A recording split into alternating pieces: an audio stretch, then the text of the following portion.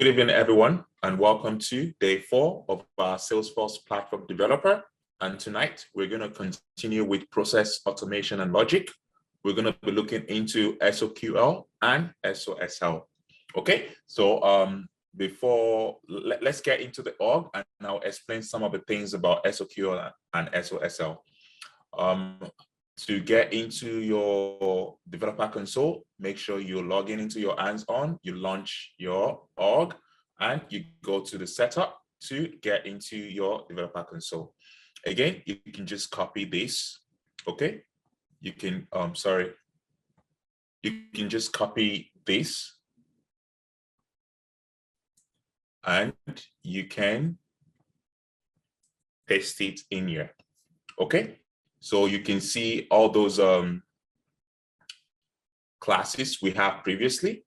And if you want to start your SOQL, you have two options: to write a class, to wrap it in a class, or you can have it written in the query editor here.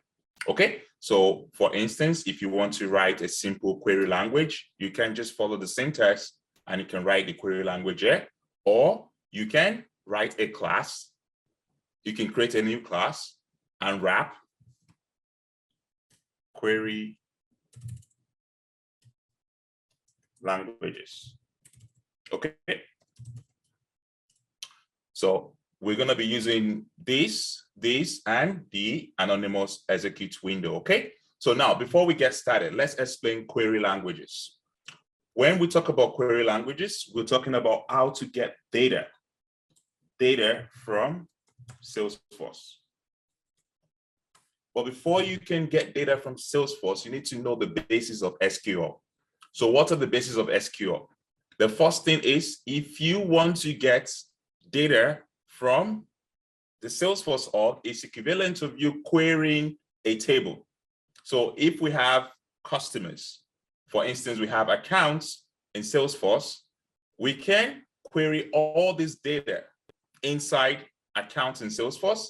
We can query them the same way we are querying just customers in SQL. The only difference is the syntax.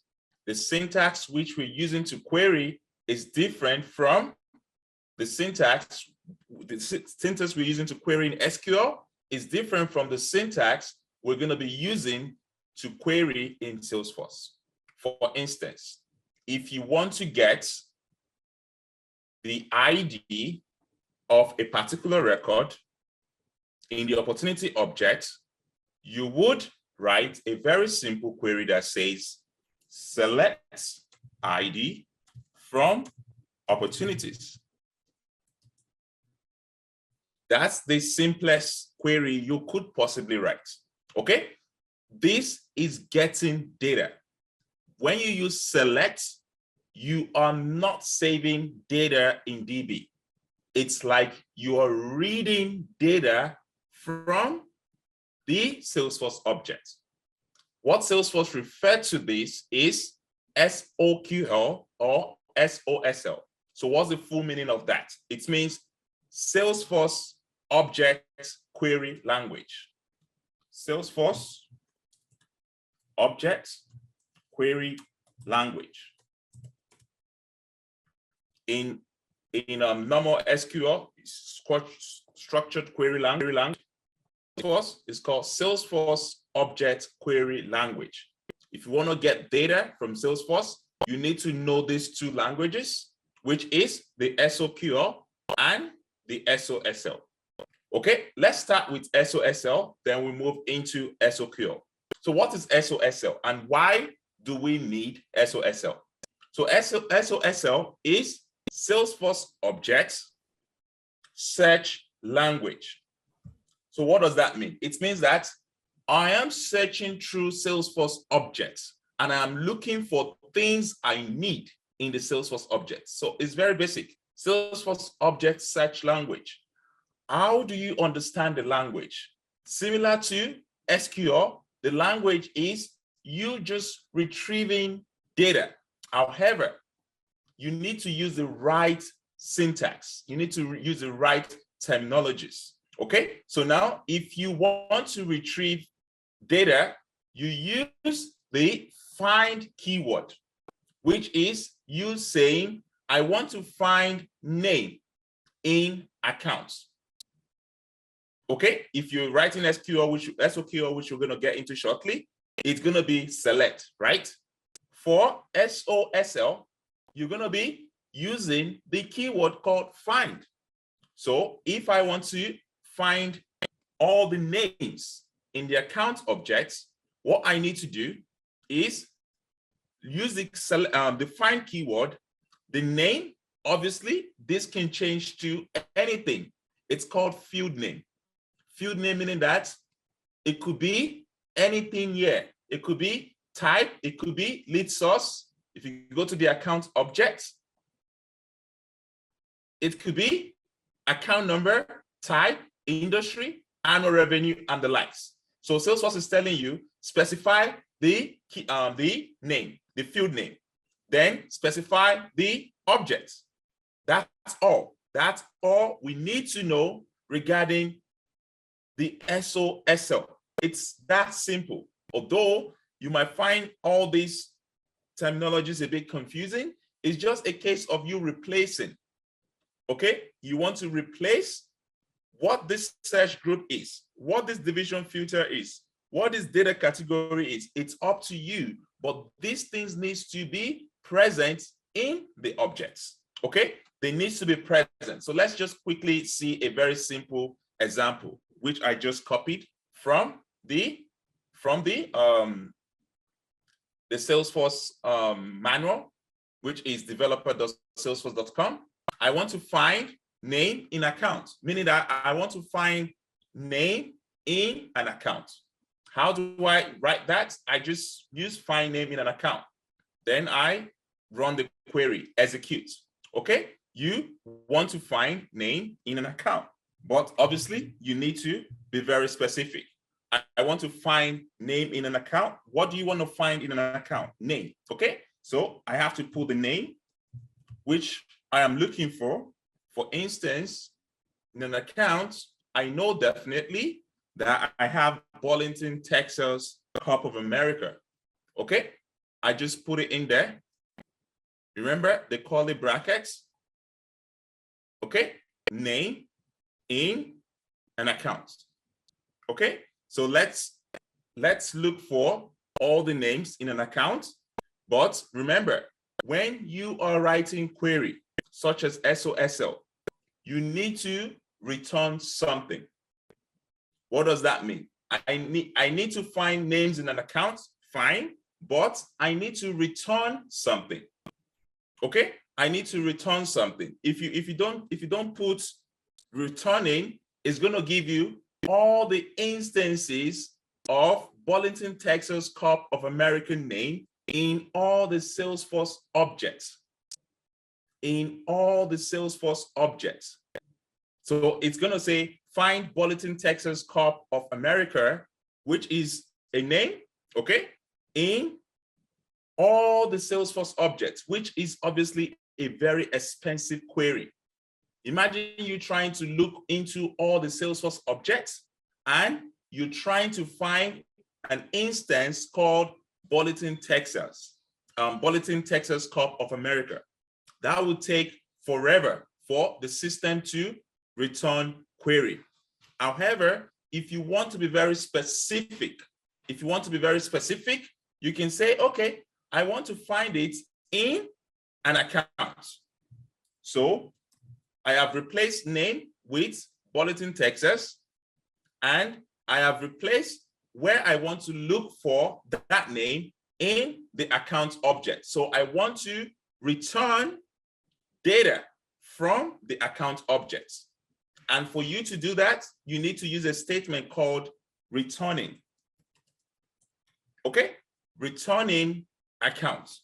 So find this in the system, but only look into the accounts.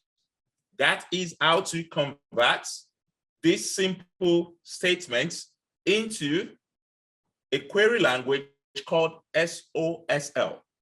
You are looking for Burlington, Texas, which is the name, returning account. And if you're just interested in the fields, which you're not really worried about what object it is, you just want to go into all the fields and find out where there is Burlington, Texas, textiles, then you don't need to specify accounts. You can just say it's a name in all the fields. It's a name in all the fields. It's a name in all the fields present in the Salesforce object. So you've seen returning accounts and you've seen name in all the fields. So if you click on execute right now, it's going to tell you this is Burlington, Texas in the lead object. There is a Burlington, Texas in the opportunity object. There is a Burlington, Texas in the contact object. And there's a Burlington, Texas in the account object. So it's returning just the IDs right now. It's returning just the IDs right now because that is where we've specified. We've gone into the system to find out where Burlington, Texas is, and I'm just returning just the ID. But there is more to just returning the ID because you cannot even tell what this ID is. Obviously, if I copy this ID right now, copy. Okay, I probably cannot copy it, but let me just, as you can see, this ID, SAAT, you realize that it is SAAT, right? It is SAAT, and it's returning the ID. But if you want to be very specific, I want to just return it within the accounting, then you can put returning accounts. Okay, it's returning the account. And what do I want to get from the account? It's just those two objects, ID, name. ID, name, then run this query again. It's going to give you the name. It's going to give you the name because you've included returning account ID name. So now it's very specific. It's very specific because you have returned not just everything in the system, but you're very specific. If you want more objects to be returned, you just put a comma and you can return contacts. Okay, you can return contact name. So the same way we return for accounts, we can return the contacts. And similarly, you can keep going on and on to look into the objects. You might be wondering, so what's the benefit of this? Why are we looking for this and returning this? This is where your programming knowledge logic comes into place. You have been asked to look into the Salesforce org, specifically in the account objects, look for any account that has a rating called 1 and do something. So the list which you are returning, you will collect it in a variable called list of the data that is being returned. Then you manipulate that data. So knowing what to look for and how to look for it is very important. So let's take a step back and go through the basics again. The SOSL query would help us to find what's in type fields, returning type columns. So if we go by this expression, it says, I want to find, what am I looking for? Burlington. Okay. Where is Burlington? Or where do I want to look for Burlington? In the account object. So I need to say returning accounts.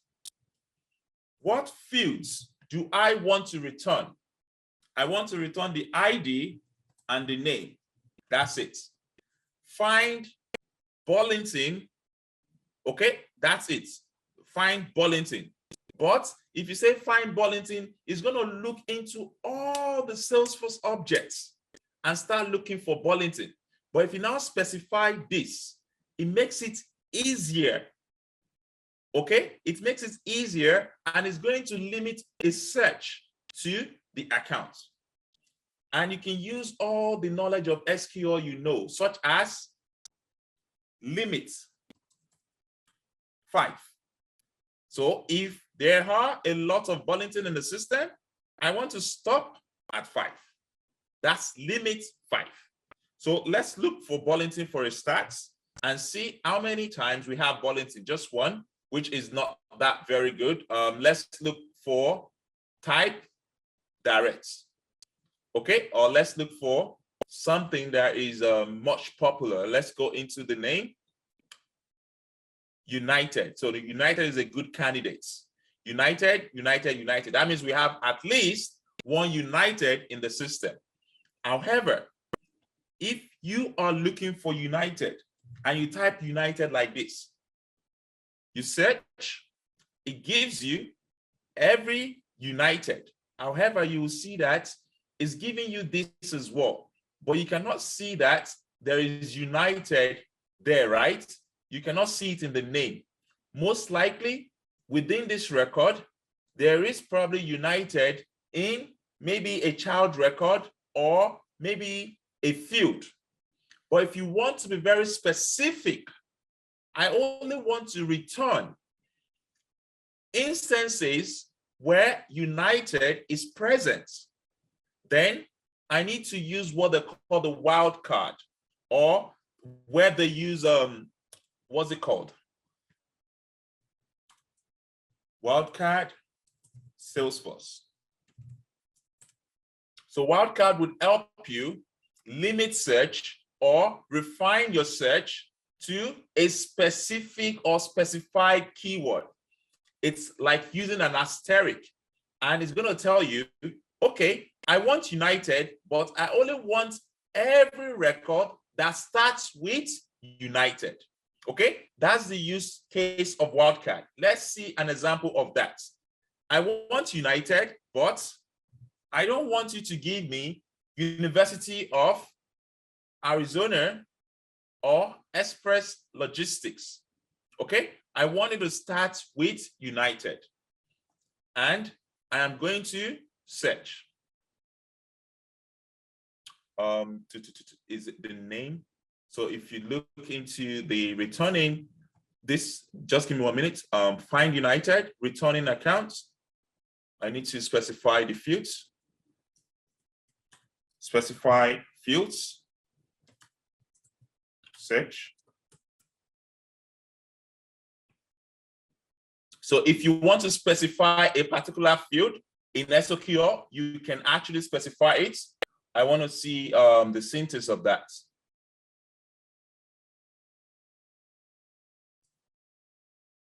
Okay, find it's still passing the string.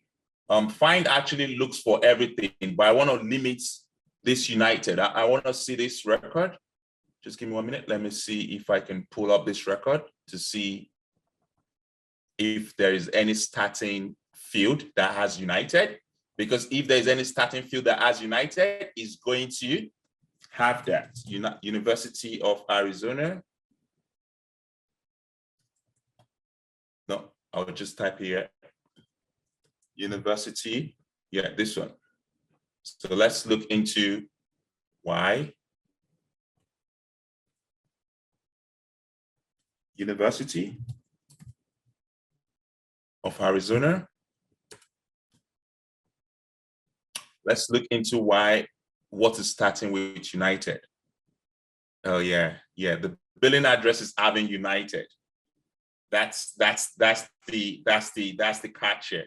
The billing address is having United. So if you want to be very precise, then you can say, I want you to have just United Oil and Gas. Okay, you can say, okay, I don't want it to just be United, but I want it to be very specific. Oil, let's limit it to United Oil and Gas. Okay, then it's very specific because there is no other record in the system that starts with United Oil.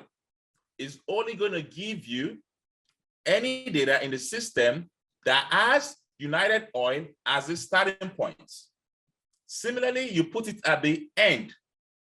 If you put it at the beginning, it's going to look for all records that ends with United Oil. So it doesn't matter what it starts with, as long as it ends with United Oil. Okay, if you execute, you see like this, for instance, is going to be like, it doesn't matter what it starts, but it's going to have United Oil like this.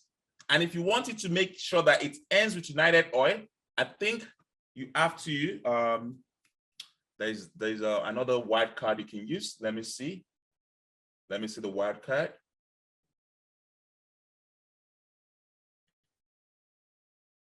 I think it's a question mark. Well, let me see. Wildcard, Salesforce.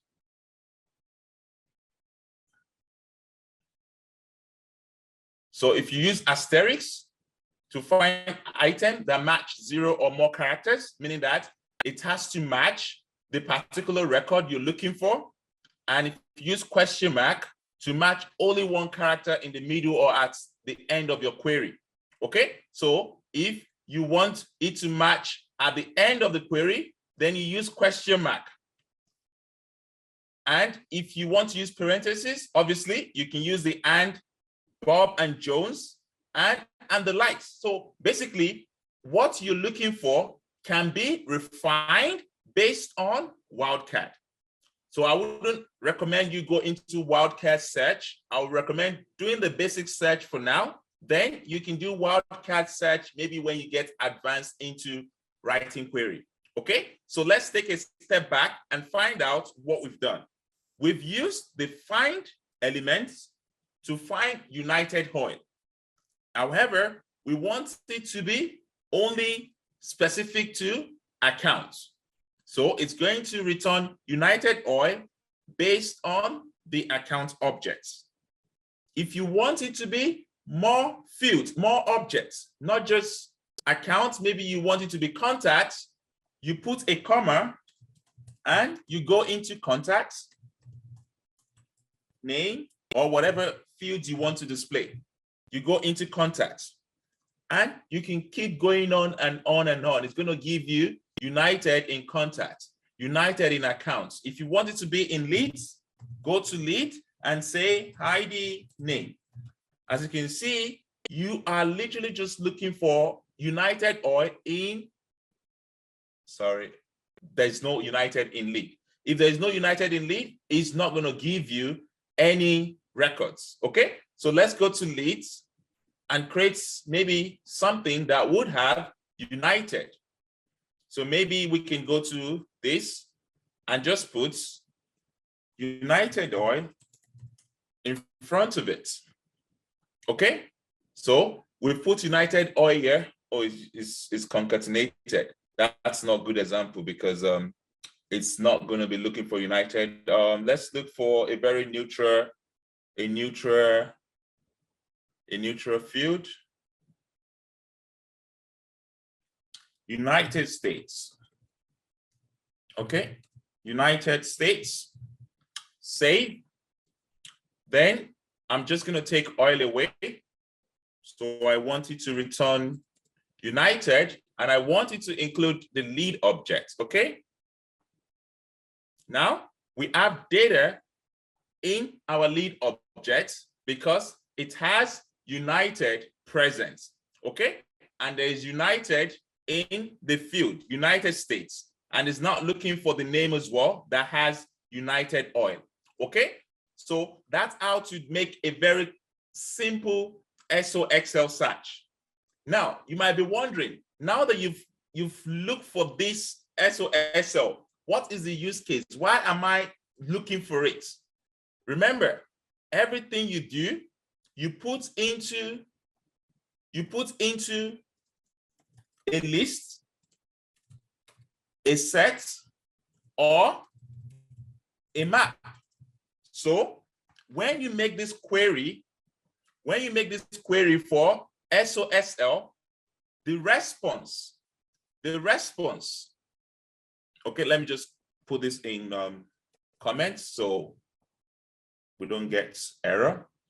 The response is always going to be in form of a list of S objects, meaning that it is returning a list of S objects.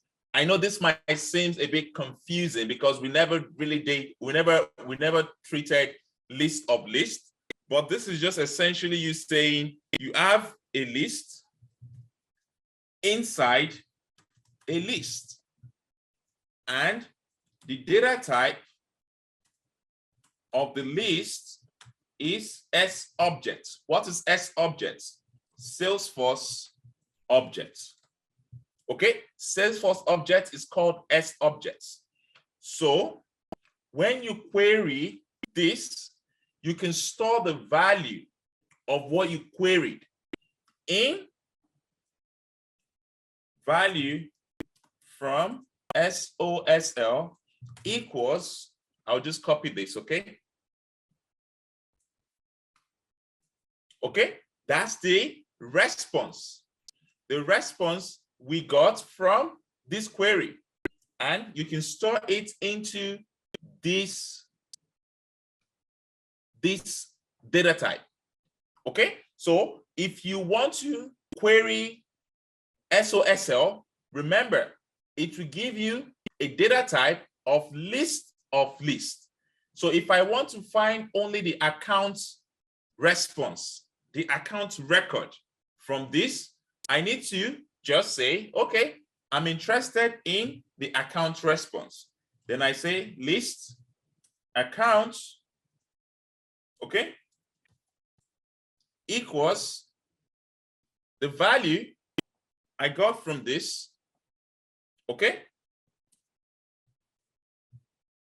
I'm getting the value, but I am casting the value into an account because I know definitely that I'm getting accounts from this first element of the list. Okay, so I'm casting accounts. This is what it means to cast. To cast means that to transform what is in here into account data type. That means you cast. Okay, that's what casting means. So now, if I want to get the contact records in this response, all I need to do is change this into contacts.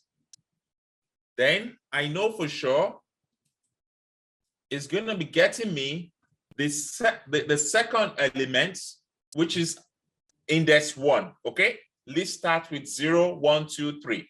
0, 1, 2, 3, 4, 5, whatever. So it's going to be the second element, which is in index 1.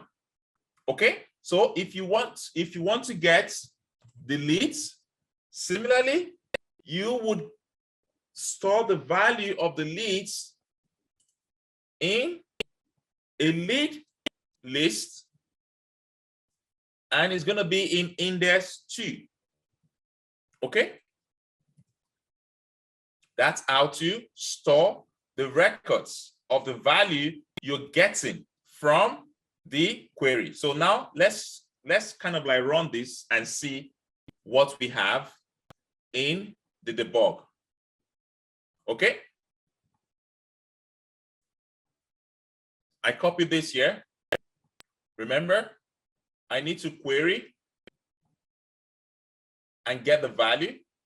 Remember, you can also just put it down if you don't want. If you're typing in a public class, you can do that. Okay, so you have this. So I want to do system.debug. Okay, accounts. I want to see what's in accounts. I want to see what is in the lead and the contacts. Okay, I have contacts and I have leads. Okay, so I ran the query that will give me this. But I need to be wrapping in a public class though. But let's run it and see the error. executes highlight. So yeah, it needs to be in a public class. Okay. This can be very tricky to run. We can put it into a public class, but it's even better if we go to the logs when we let's wrap this in a public class and see. Okay. So if we have something like this, we can just wrap it in a public class. Okay.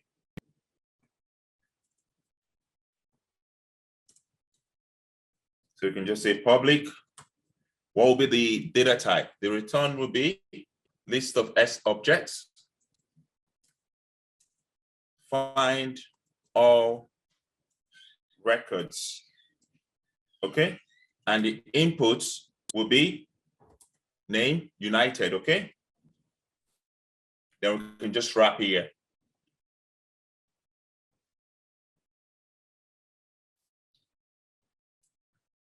Let me close this. So let's see let me comment this out so we don't have any error. Okay, so let's see the error we're getting now.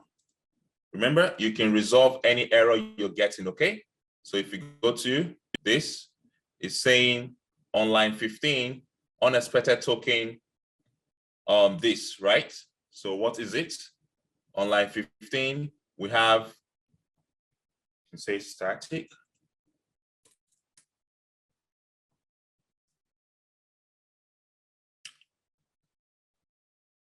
Invalid identifier, string name, other stuff, missing return statement. So we need to return something like this, right? So I'm going to return this, okay? Just for the learning, you guys, this is how you solve problem. You just look at it and you try to figure out what the issue is, okay? Missing semicolon, the semicolon at line 16. So it's telling you that you need to have the semicolon there. Again, what else? It's still trying to save.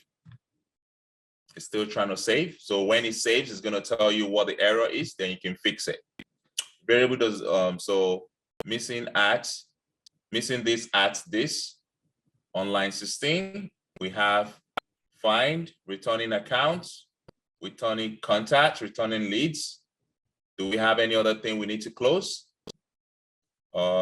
Just 1 minute, let me see. Okay. Returning accounts, returning this, missing at,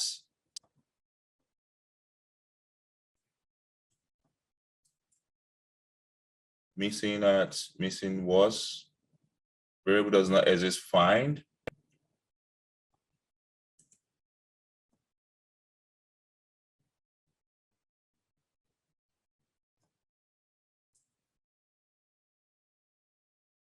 Oh no.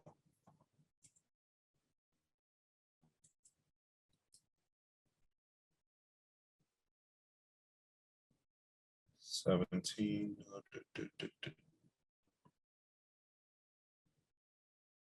List of this. Give me a minute. Let me check. SOSL, find search query.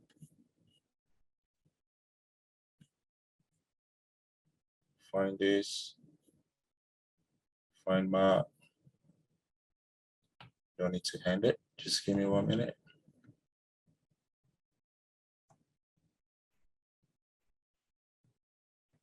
Yeah, we should be good. It's just some interesting syntax.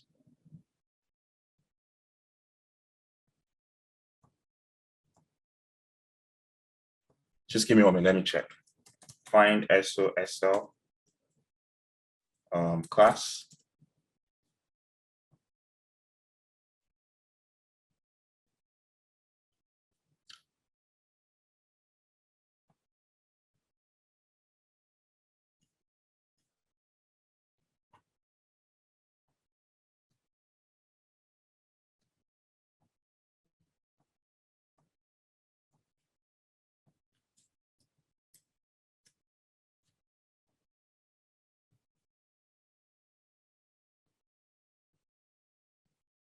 Yeah, we got the column, that's it. Column, and we have the end statement. Okay, we need to have the end statement. But this one is just saying United. It's not like an English name, right? It's not like an inbuilt name in Salesforce, something like that. So you have to literally put that in quotes. And missing return statement type list. This is list. This is list.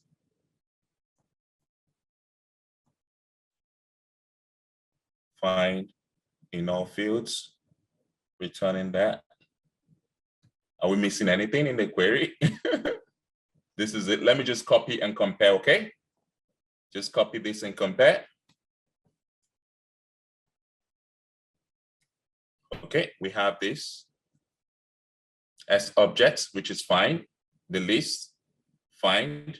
Oh yeah, we missed this. When we're running in query editor, you can put that because it doesn't see it as a code, it sees it as a text, a string. But when you're writing within the public class, it is not recognized. So you have to literally put it in quotes. Okay, so the difference between this one in curly brackets and in quotes is that here it's part of a code. It's code. That means you have to literally declare it as a string.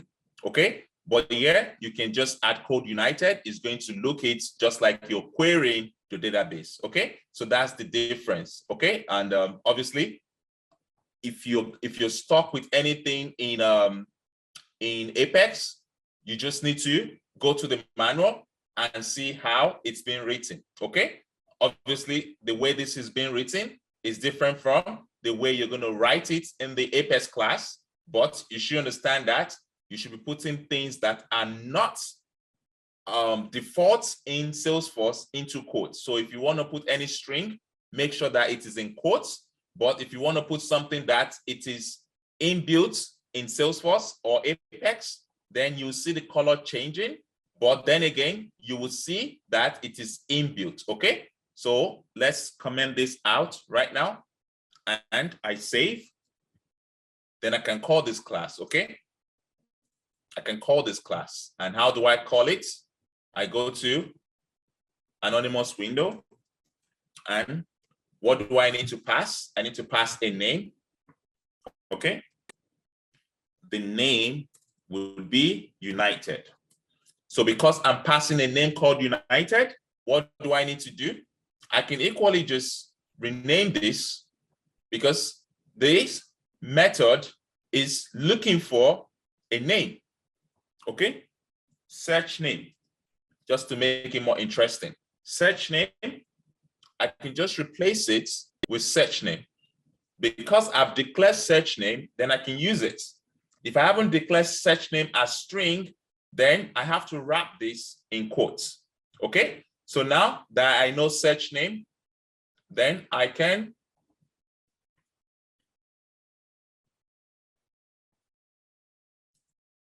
okay, so let me save this. Unexpected token search name. Let me see this.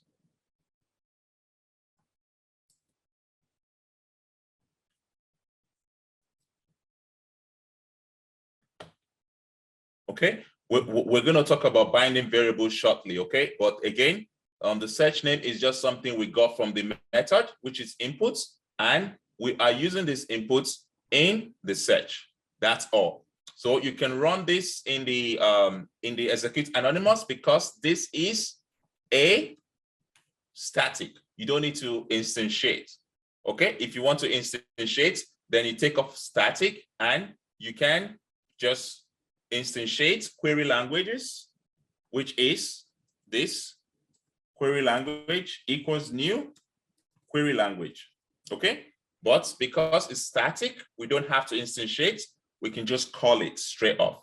Okay, So I just call this and see what the response is. Variable does not exist. Query languages find all records. That's it.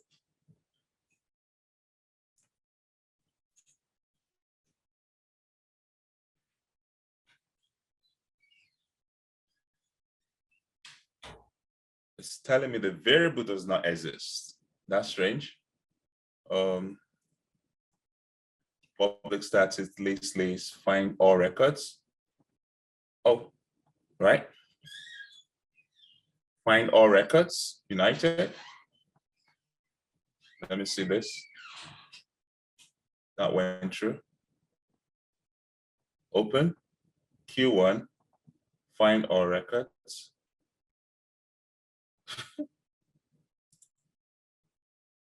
That's strange, and you guys couldn't tell me. So non-static method, yeah, that's right. So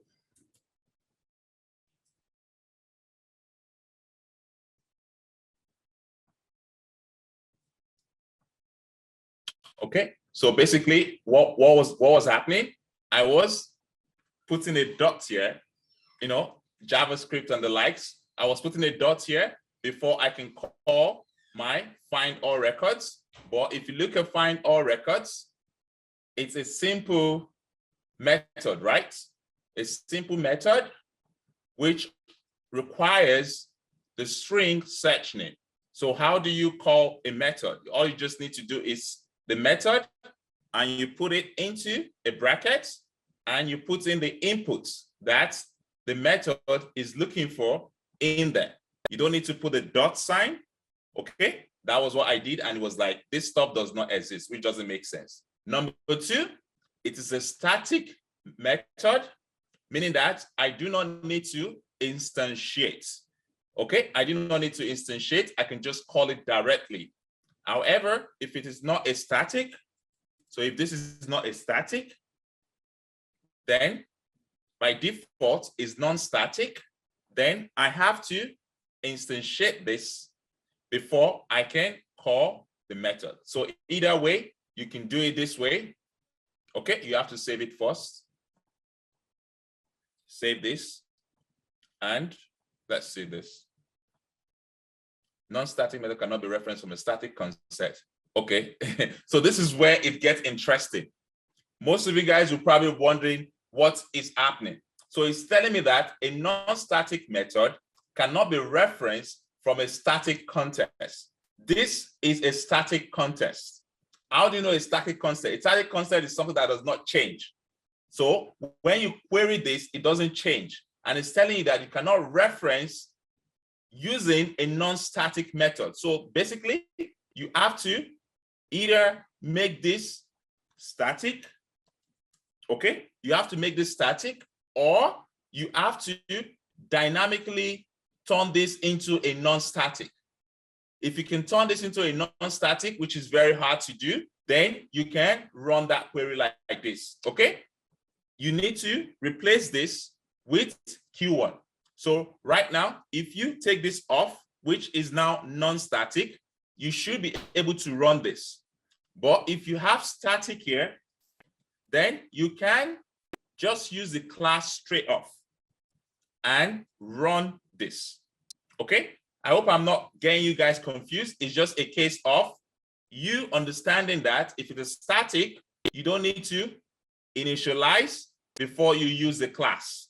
If it is non-static, then you can run, okay? You can initialize and run, okay? So you need to understand the difference between static and non-static, and I think I explained that in the earlier classes, okay? Just have that at the back of your mind. So once you run the query, you can now see the response from the query, okay?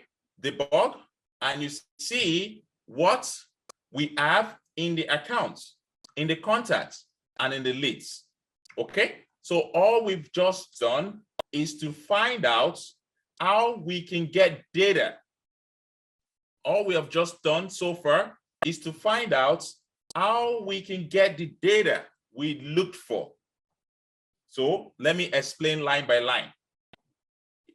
I told you that for you to get SOQL, SOSL, you need to use this syntax. Find, what are you looking for? Find X, find Y, find anything.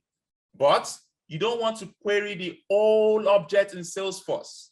You want to limit it to the accounts, the contacts, and the leads. That is all we have done here. We store this in this type of data type, which is a list of S objects. Done. That is what we've done so far. However, the whole purpose of you finding a record is to use that record. So how do we disassemble these results? So if I had to debug this results right now, if I had to debug this results, if I just want to see what is in here, okay, I will run it again and I will show you what we have in there. What do we have in here when we run it? I will run it anonymous again and show you the log.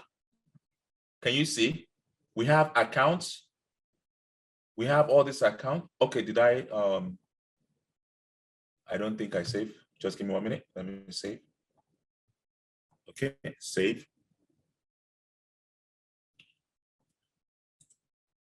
Save. Let me take this off so you don't get confused. Save, okay.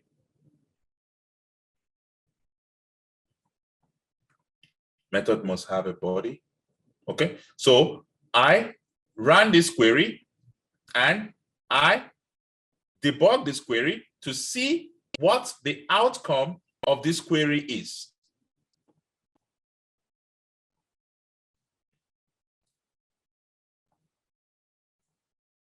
The outcome values from SOSL is this. Can you see? Accounts. It gives you all the accounts. Then it goes to contacts, gives you all the contacts until everything is given to you, right? But that is useless. Not really useless. It's just very hard to work with. You cannot work effectively with a list of S objects. It is very hard to manipulate. Now, let's go to line 21. Line 21 is saying that I know that the list of S objects, the first element is an account, which is returning account. So get me the first element. You know, in list, I can get the first element of a list. First element. List. Second element. Okay? So if I have a list of a list, which is this, the first element is the first list. The second element is the second list. The third element is the third list.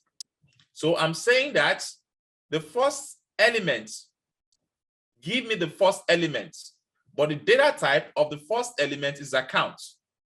Because I know definitely that the data type is account, I just cast account as the data type. Then give me the second element, which is contact, cast as contact. Give me the third element, which is lead, cast as lead. That is how you've been able to get all these. They are now lists. You can now manipulate this. You can manipulate this. That means you can run for loop, while loop, for each, and the likes. Okay? That is the purpose of what we've just done right now. This is SOSL. This is all you will probably see in SOSL. Okay, there is one more thing you will probably see in SOSL, and that is the search query. Okay? There's what they call the search query. Let me see where I can put it. So it's called search.query. So search.query is equivalent of you writing this query in a string. Okay, you write this query in a string and you put it inside here. Let me show you. I'm going to put comment here. Okay, when I put comment, it means that the code block will not be read. Okay, so now instead of this, let me put comment here as well. Okay, let me just bring the comment up. So we've commented everything so far. Let's start here. I want to replace this query. I want to use search.query instead. So what do I need to do? I need to declare a query, declare a string. The string is my query. I'm just going to say this string is my query. So I'm saying find all this, but don't find it yet. Just put it as a string. Then q.query. Okay? What is the result? Store it in this. Okay? And return this.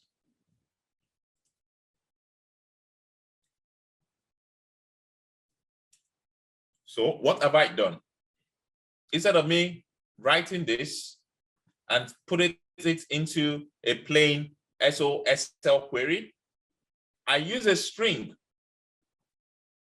Then I store my query in a string and I use the inbuilt search function in SOSL. SOSL search.query will look for the query in a string. Remember, this string could be anything. So don't think it's always going to be Q, but it could be anything. Okay? And the same stuff we've done is still the same thing. There is no difference. There is no difference. You're just querying based on a string, okay? You're querying based on a string, and if you want to run the debug, just run the debug so you can see the result of your query, okay? But remember, you need to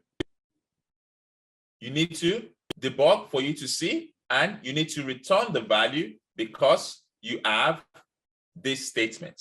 Okay, we've spent a bit of time on SOSL, but remember, SOSL will not be more than this. You're looking for something in all the objects, and you're looking for the name.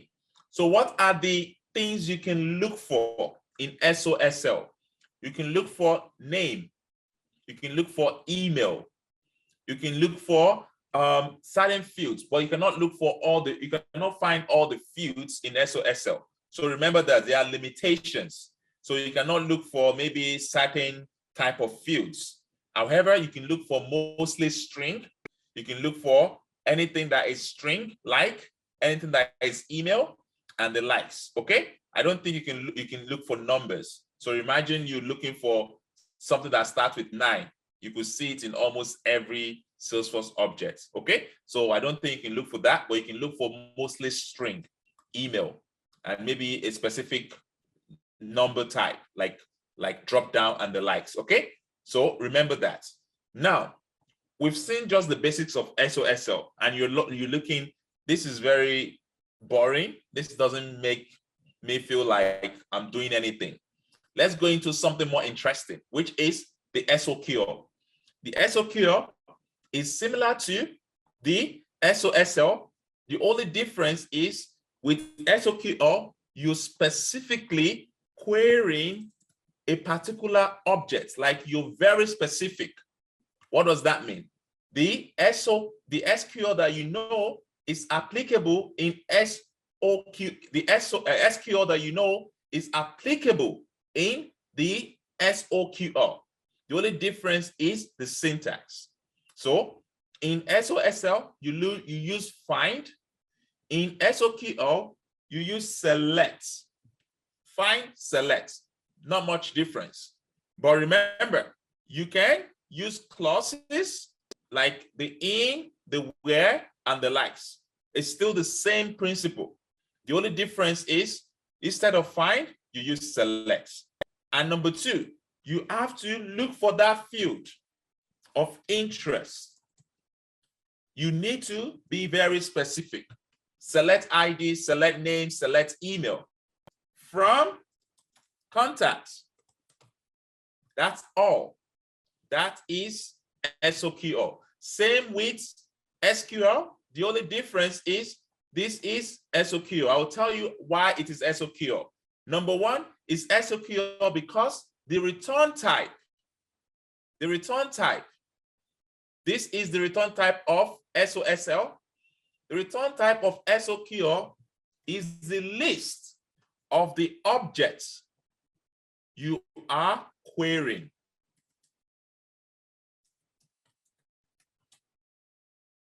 The list of the objects you are querying. So from contacts, you have to put list contacts. From accounts, you have to put list accounts. Okay?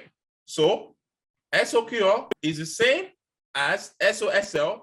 The only difference is that you are looking for one item at a time. You cannot look for everything in the objects. You can only look for one item at a time. Okay? So now that we know that if I want to query accounts, let me go to execute anonymous because it's much easier that way. So I'll close all this and I'll say, okay, if I want to get all the accounts in the system, all I need to do is run SOQL, select ID, name, email from accounts.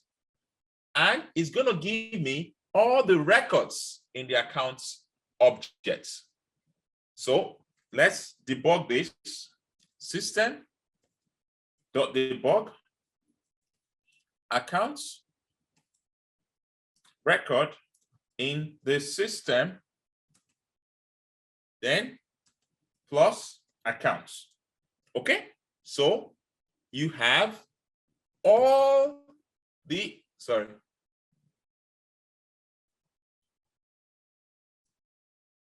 save this first, list this from accounts.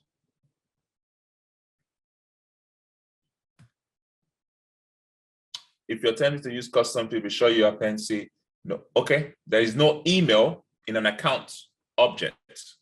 So you cannot find email in an account object, okay? So if you want to query anything from the account object, the field must be present. What is a field? Go to setup and you go to the account objects.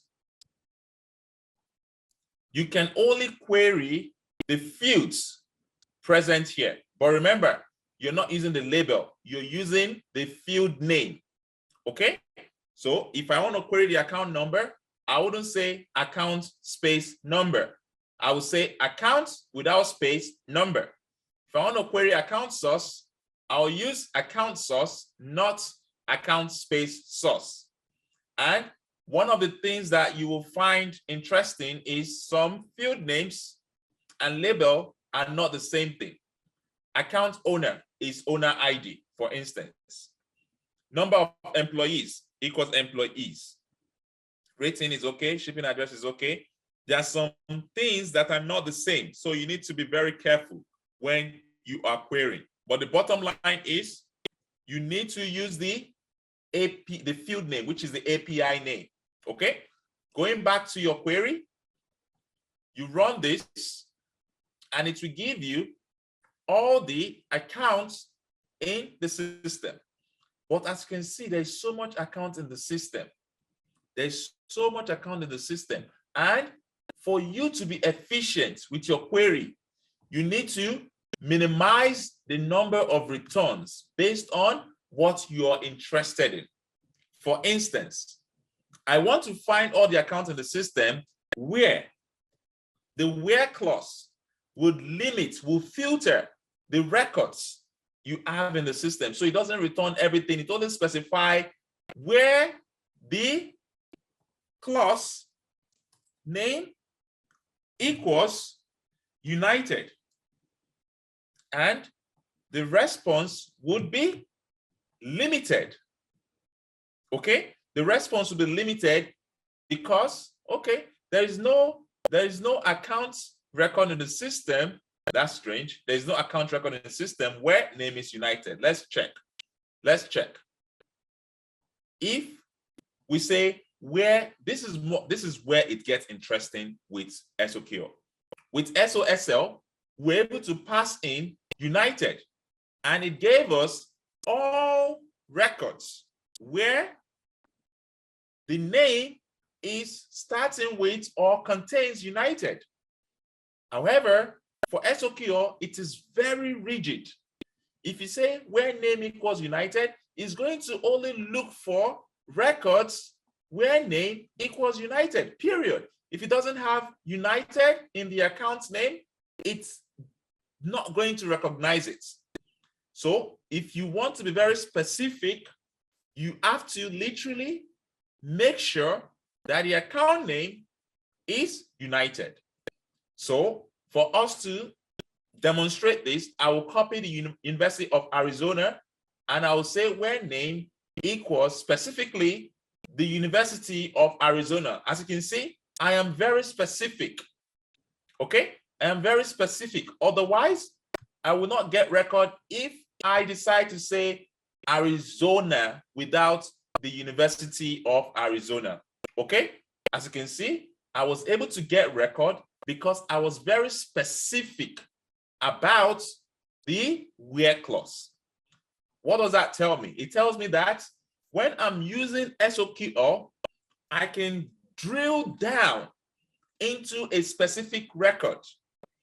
I'm not saying that there are not other ways you can query united and gives you all united. I'm just saying that if you have an input that is specifically looking for United University of Arizona, then you are in the right query because you have used a specific name. What should be a good use case for this? A good use case for this could be, I want to find out all account name where customer type equals customer direct. As you can see, customer direct, we have a few items or records with customer direct. So instead of name, I just turn this to type and I say where type equals customer direct. It's going to give me more items. So, okay, type. Okay, type is customer direct. Now, I can get more records in the account object because I have records whose type is customer direct. That is the benefit of SOQL. SOQL will go directly into the objects and it will give you records that matches the records that match the objects. Okay, but remember, if you're querying the account objects, you store it into a list of account objects. If you're querying the contact objects, you store it into a list of contact objects. If you're querying any objects, you will store it into the list of that object. Okay, so that is SOQL. But there is more to SOQL than that. I just query the contacts just to show you the contact in the system. Previously, I said where name equals united, right? And nothing came out. Why? Because the system was looking specifically for where the name equals united. Okay, the system was, okay, I'm looking for where the name is united and I cannot find it, so I'm not going to return anything. There is what they call the wildcard in SOQL. So instead of you saying where name equals united, you can use what they call the like. The like is similar to your find all in SOSL. The only difference is it is now looking for where the name equals or is like united. Okay, so with this one, I expect us to get some records in the system. Okay, so it's still looking for specifically for you to do the like. I think you need to put the percentage at the back. Okay, you need to put the percentage at the back because this one will now give you where it's starting from united. Okay, the percentage is very important. Okay, it's going to give you where it is starting from united. So if you want it to where it ends with united, you put percentage at the front, and it's going to give you where it ends with united. Okay, so the wildcard for the SOQL is somewhat different from the SOSL. As you can see, there is no account name that ends with united. Let's look for America. Okay, America. So I'll go to the blog and I type in America. Hopefully we should be able to get some data that ends with America. Okay, so that's the data that ends with America. So as you can see, this stuff is not hard, right? It is just a case of what am I looking for and how do I find it? The best way to find what you're looking for is the Salesforce developer. If you don't know how to navigate to where exactly it is in Salesforce developer, the keyword is the wild card. Always know the keyword. The keyword will now direct you into where to find documentation. For instance, if I were to do this without knowing where to look for in Salesforce, I'll say wildcard name like Salesforce. Learn how to use Google to find out what you are looking for. I don't memorize all this. I do not memorize anything I know. The only time I do code is when I see the documentation, then I will copy what someone has done and I will change it to mine. I never understand or I never memorize any of this. And I don't encourage you to memorize. I want you to know how to use the internet to find out solutions to your problem. One thing I want you to get from this class is the keywords. How do I find? You know that SOQL is what you're looking for. How do I search? You know that SOSL is what you're looking for. Okay, so now let's keep going. We have the like, which is good. But there is more to SOQL. For instance, I want to find out the number of accounts in the system. What you have right now will give you the records of all accounts. It's going to give you the records of all accounts. But what if you want to find out the counts?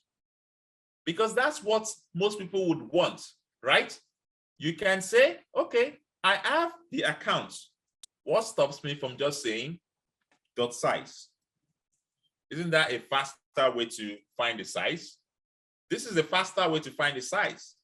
However, there is what they call the counts. Just like you have in SQL, there is what they call the counts. The counts of IDs will give you the size of the accounts in the system. Okay, but you're going to see a catch shortly. Okay, let's query this and see what happens.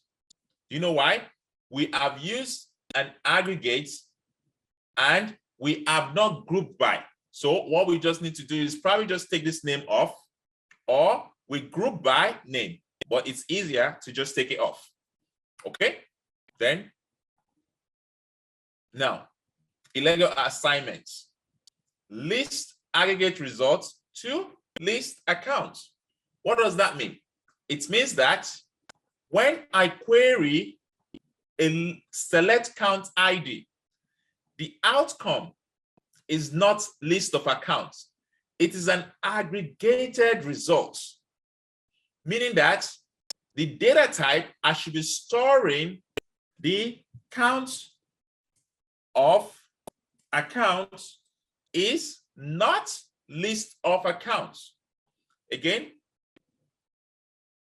you would use list of aggregate results. So when they say illegal assignment, it means that you have assigned the value that is coming from here into a very wrong data type.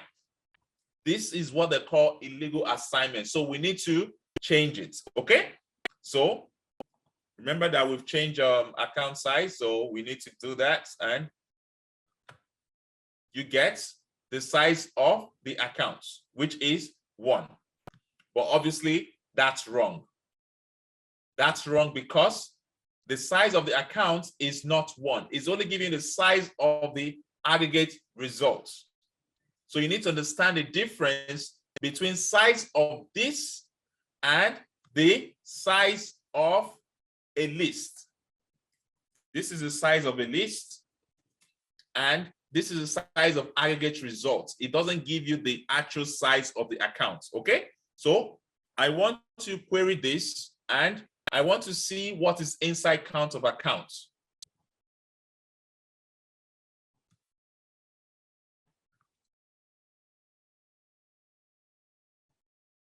It says account record in the system, aggregate result is this. Okay, so 13. That is how to see the count of an account in the system.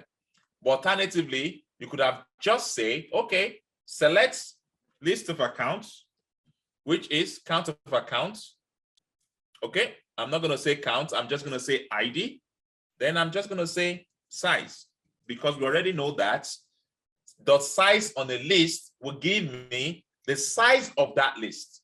So the best way to do that is just to use dot size instead of using the aggregate counts. Okay, can you see it is much easier to find 13 that way than to use the counts. However, there is the counts just like we have in SQL.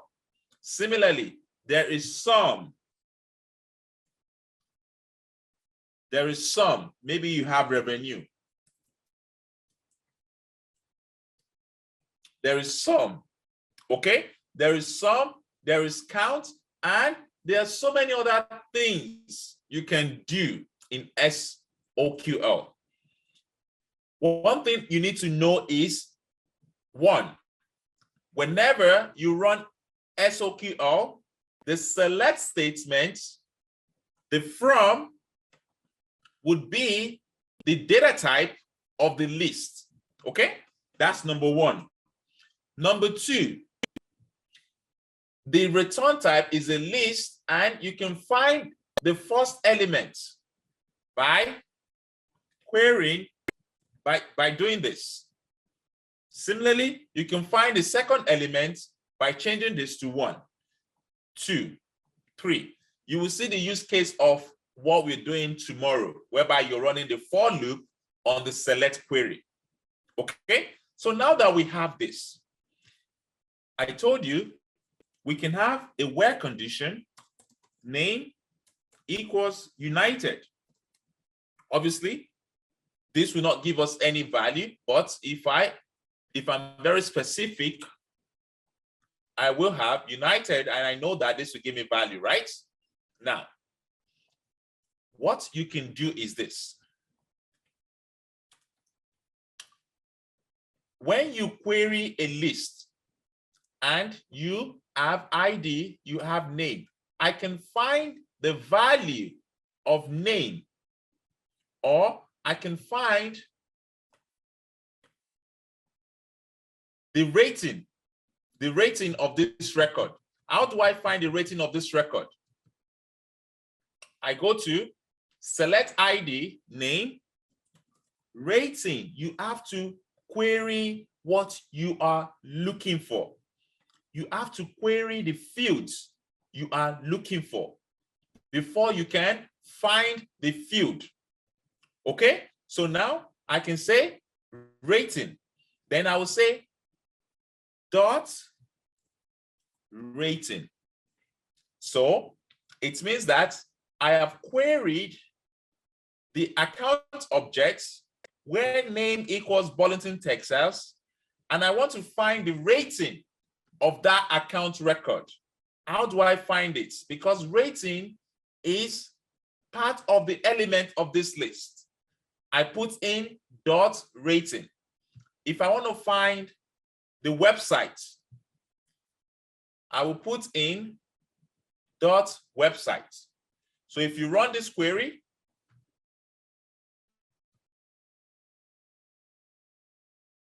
okay, remember what I told you. Whatever you're looking for, you need to put it here. If you do not put it here, you cannot look for it.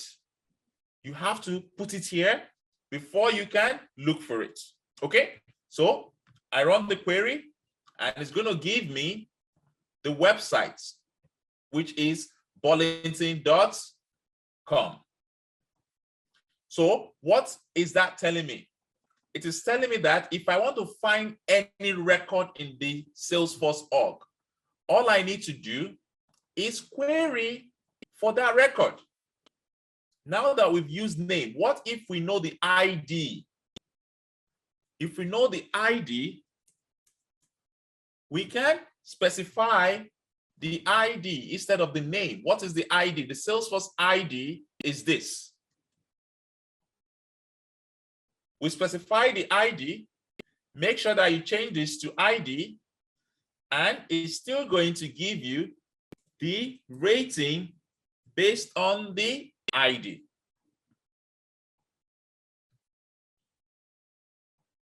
The rating is 1.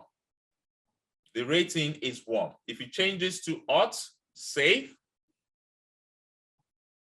you run the query again.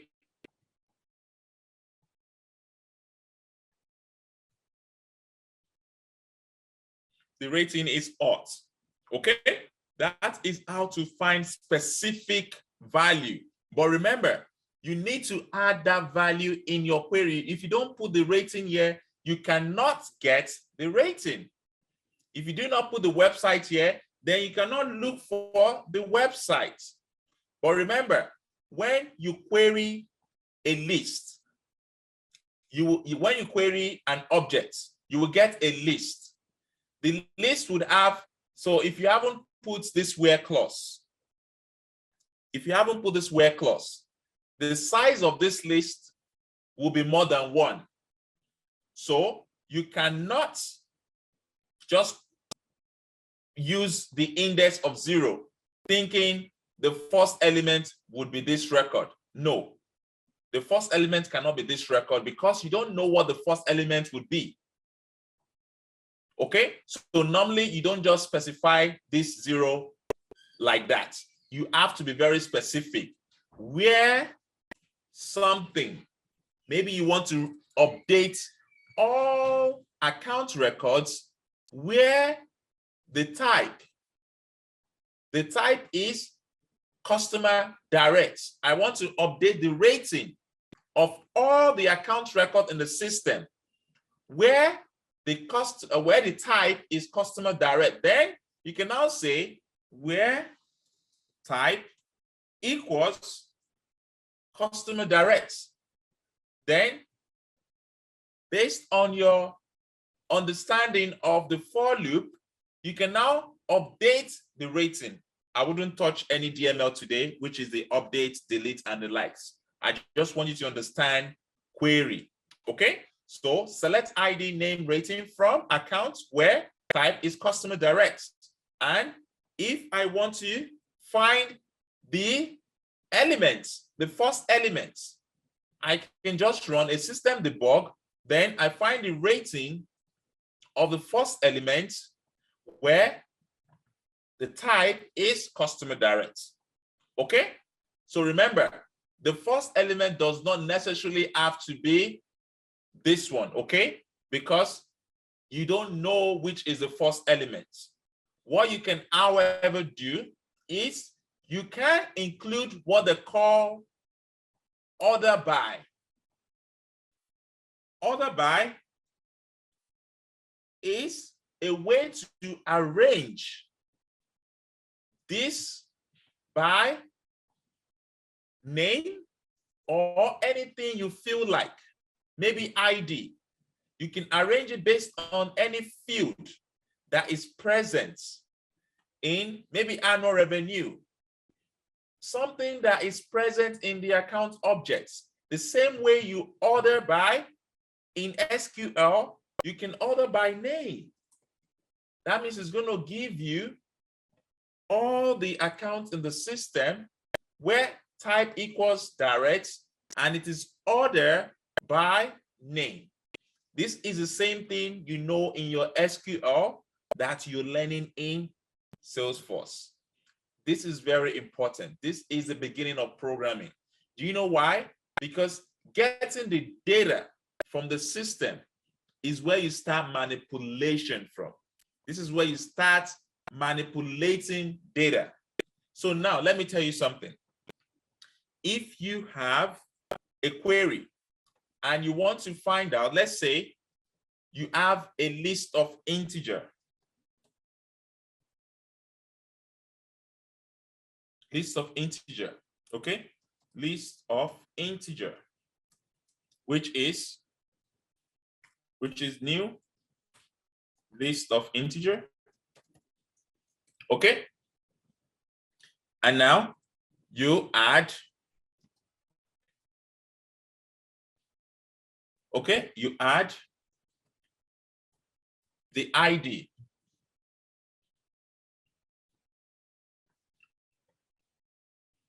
You add this ID.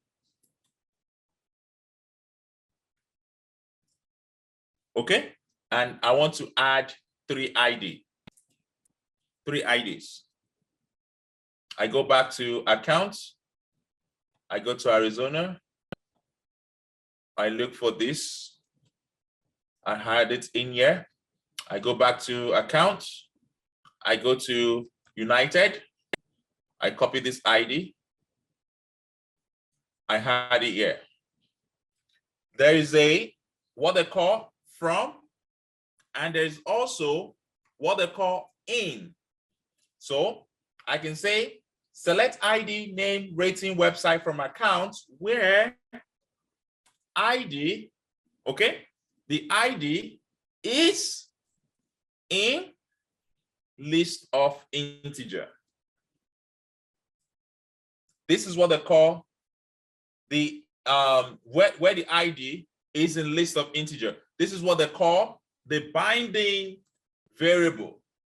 So this is binding to the declaration you have. What that means is that let me take this one out for a minute. I'll take it out for a minute and I'll just show you a very simple one. String name equals the string name equals United Corp. Okay? That means I've declared this string and I can just say name equals a binding variable. Search. A binding variable called search name. For you to use this, you have to put this column here.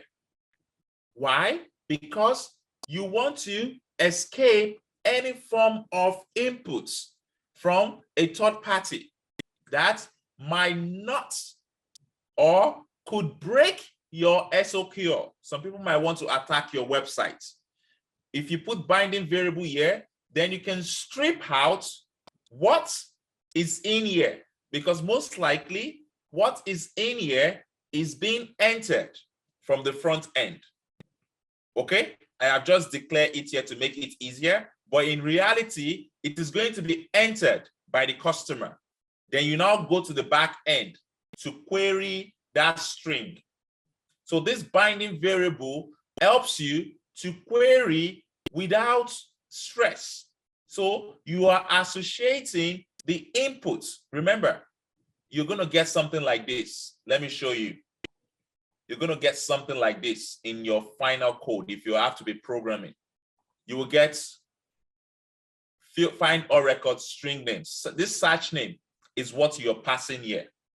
Okay? This search name is what you'll be passing here. So you don't have to declare it this way. The bottom line is you have to use this column, otherwise it will not go through. Okay? So if you search for this right now, it's only going to give you records that match these records, which is the United Oil and Gas Corp. Okay? Based on this principle, let's use the list of integer.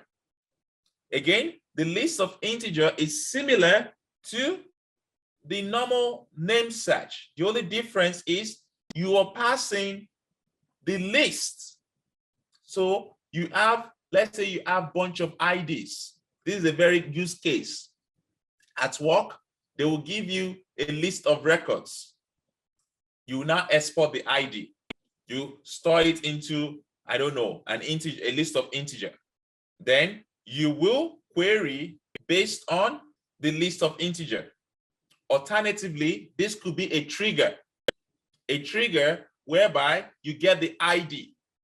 Once you get the IDs, then you store the IDs in a list.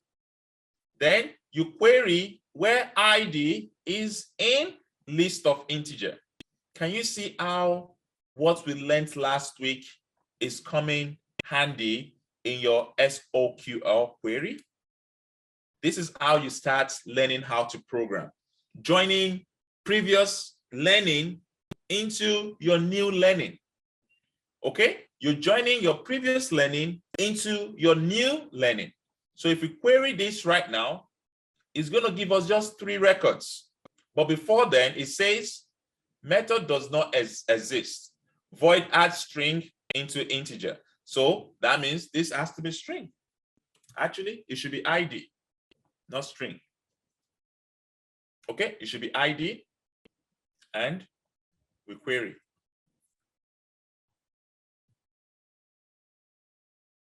So it has given me all the records that match the IDs I specified. It has given me all the records that match the IDs I specified. So you've seen how to query with the clause. You've seen how to query with the wildcard, with a clause such as where. You've seen the counts.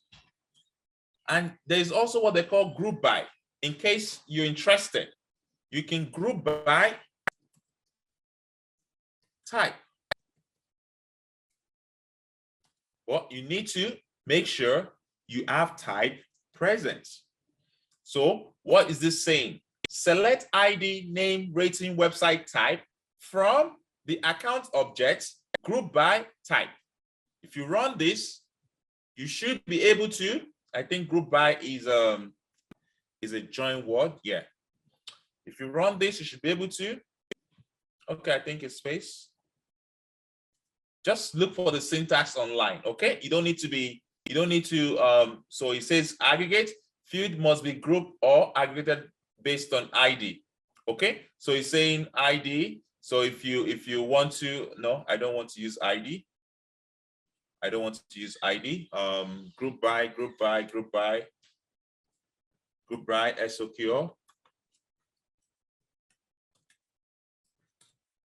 Group by SOQL. It should be name or type or something. List source. Okay. Okay. So you have to start with that stuff. Okay. You have to start with that stuff. So if you are grouping by type, then type should be the first thing. That's what it's telling you. So it's telling me ID, but I don't want the ID. I want it to be type. Okay. So it's still telling me ID. I don't want ID. I don't want ID.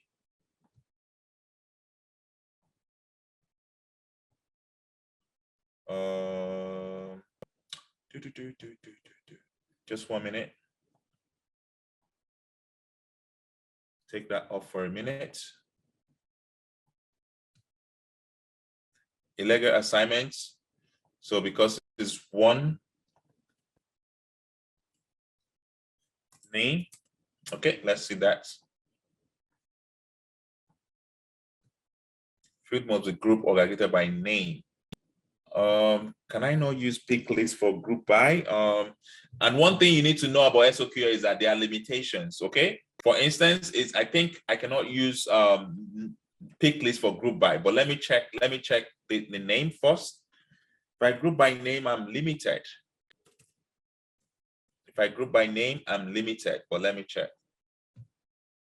You say field must be grouped by type, so it keeps going back and forth. Let me see, lead source, so it has to be from lead group by lead source, count name, this. You can use group by club without an aggregate function to query all the distinct value. The following query can return distinct value. You will then write some code to increment of lead source group by. So let's just try this for, no, let me look for the type of fields that is lead source. Lead source is a pick list. Lead source is a pick list. Lead source is a pick list, yeah. So it's a pick list. Let me go to account again. Account and type should be a pick list as well. Type is a pick list, okay? So that should work. Let me just grab that code again. Okay, I'll just grab the code and I'll just replace it, okay? Like I usually do. I will try to find out why it is not going. Okay, so I just make sure that you write it properly.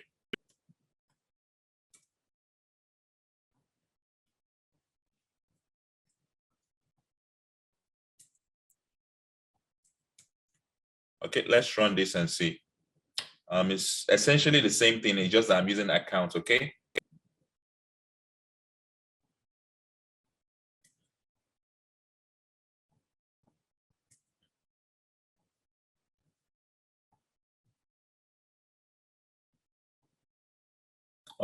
I did not debug it. Go to debug,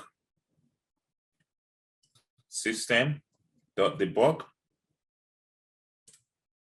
and just debug what's it's in the count of accounts. Okay.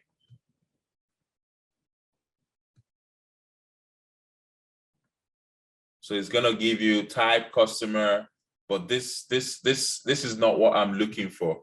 I'm looking for a list of all the accounts. Then I want to group by the accounts. As you can see, we cannot get this out of the box. What you would typically do is query all these records, and you would run a for loop, which I don't want to touch tonight.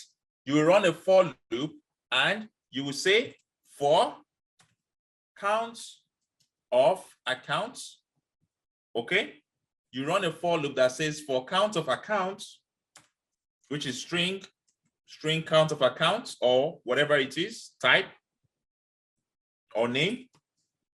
Then, because this is a list, you can query the list, but remember, it is aggregate result.type. So it's very important you put type to the list so you can get just the type from the list, okay? I don't want to go into the for loop tonight because that will be very technical for you based on what I've shown you so far. But then again, that's what we're going to be doing tomorrow. So be prepared for looping into the results you get from a select query. Before I go into the last aspect for tonight, I would like to take a pause and find out if this makes sense to you guys. Also to find out if you guys have any questions, because the last part is very important and I don't want you to get confused based on what we've just done. What we've just done is very simple, very basic. We are trying to query, okay? We're trying to query in SOSL. We use find. In SOQL, we use select. In SOSL, we can look through multiple objects. In SOQL, we have to look through just one object when we are selecting. Okay, that's all we've done, but the syntax is what makes it interesting. Knowing the syntax is what gives you an edge in terms of your query. That is why previously I have introduced you to SQL in your HTML JavaScript. Then you translate that SQL into your Salesforce Apex. Okay, I'm going to take a pause, find out if you guys have any questions, and if you guys understand what I've just done or thought, and if you guys have anything you would like to ask me so I can quickly answer that before we do the last bit. Okay, I'll call you according to how your hands are being raised. 1 minute, please.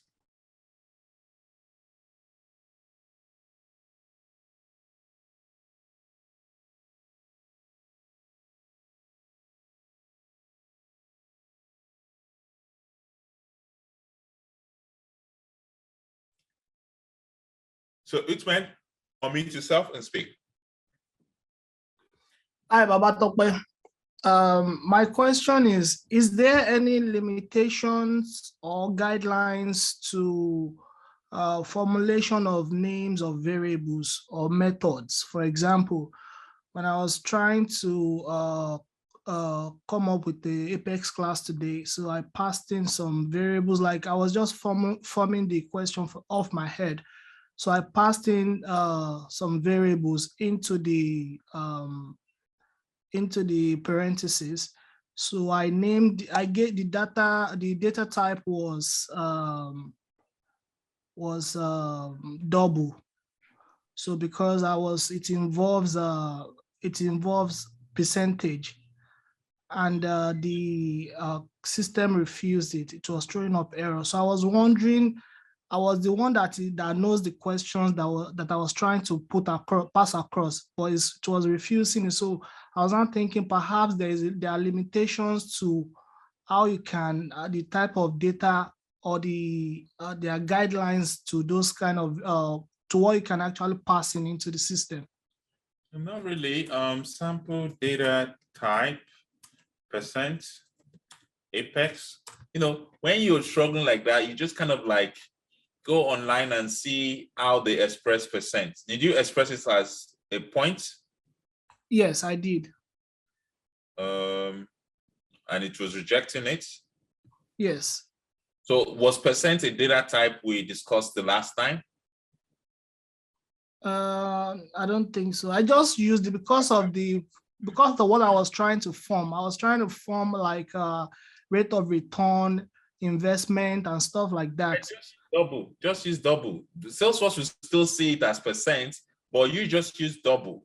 Okay, like if there is percent here, then you can use it. But if there is no percent in the primitive data type, then you cannot express it as percent. The data type you see in your Salesforce objects is somewhat kind of like, you know, different compared to what you see in your Apex. The bottom line is Salesforce just makes it easier for you when you see percent. However, in the Apex, it's just decimal. It's just decimal. So don't use it out of the box like this. Don't just say, you know, email. Email is string when it comes to Apex. Email is string. There's nothing like email. Do you get what I mean? There's nothing like test. Test is string. So don't make it look like, okay, it's percentage and you have to percentage. No. Use the manual. This is the Bible. Use the Bible and see what we have as data type. Then you express whatever you have based on what we have as data type. Okay? Okay. Yeah. Please unmute yourself and speak. Yeah, good evening, everyone. And thank you so much for today's class. So with both SOSL and SOQL, this seems to be almost the same thing. Is there like a scale of preference between both? What I mean is that with both, I feel I'll be more efficient using the SOQL because I know like SQL in that. And will there be a condition where I will be forced to use SOSL, or it's, I hope you understand my question. I really don't know how to ask, but that's what I'm doing right now. So if you're building a search engine For instance, if you go to Indeed.com, right? If you're looking for a job, you use keywords. You cannot use SOQL for this. Do you know why? Because you're looking for jobs that matches a particular keyword in all the objects, maybe in different categories.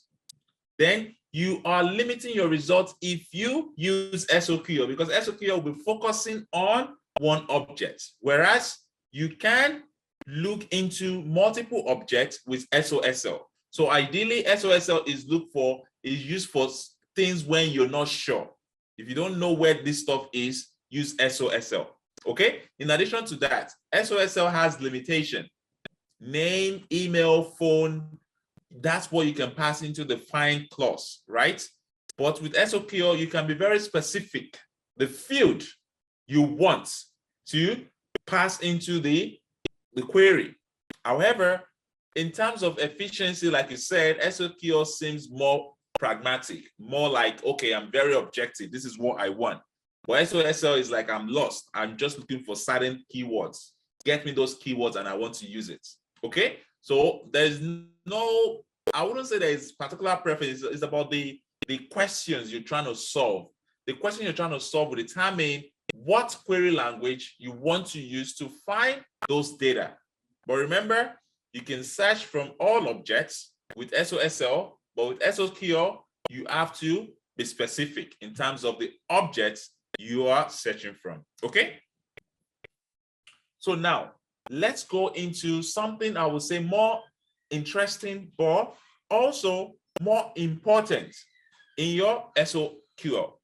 You've seen how to query an account or a contact. Okay.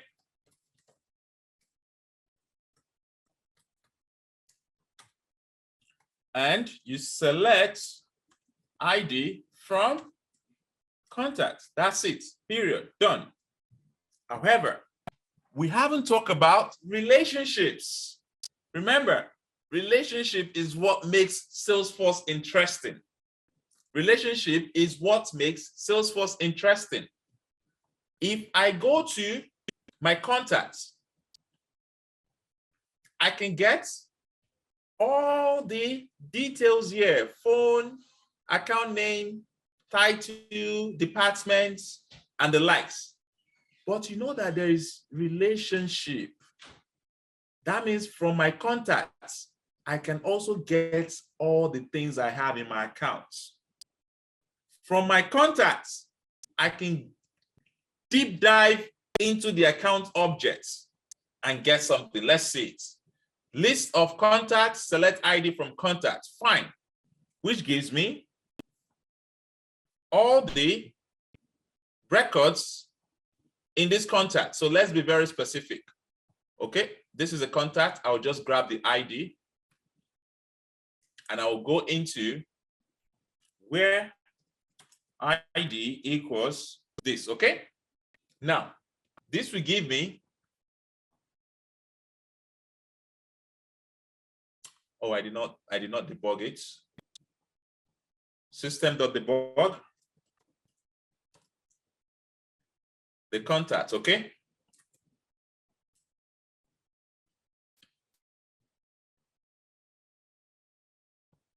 which is good. It gives me the ID, but obviously I can get the phone, mobile, and everything. But if you go to the contact objects,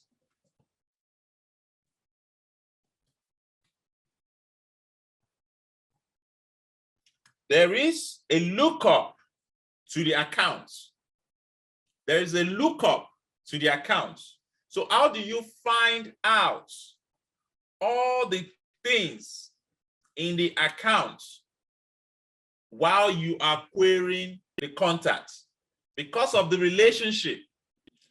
Because of the relationship, you can say, okay, name. I also want to find out the account name. I want to find out the account dot rating. Anything that is in an account, you can find it. Account.type.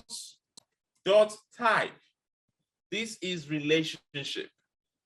This is the lookup relationship. The lookup relationship gives you things that you can find from the contact object. So if you go into this, you can now say, okay, what else can I find? The rating, the type, the account number. You go and you start typing it there. Okay, you start typing it there. But if the contact has multiple accounts, you have to be very careful. Okay, so you can just limit it to one.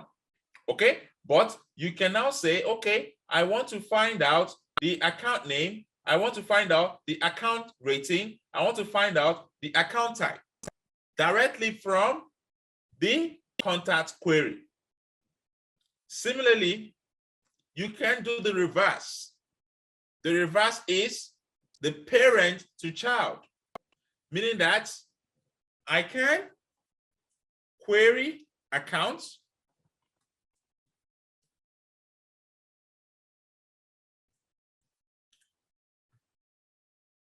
Okay, I query the accounts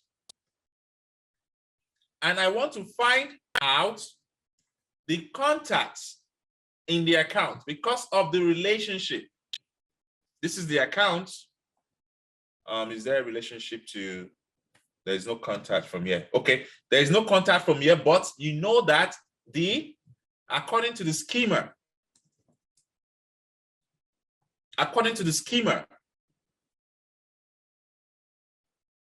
you know there is a relationship. Okay, account, contacts.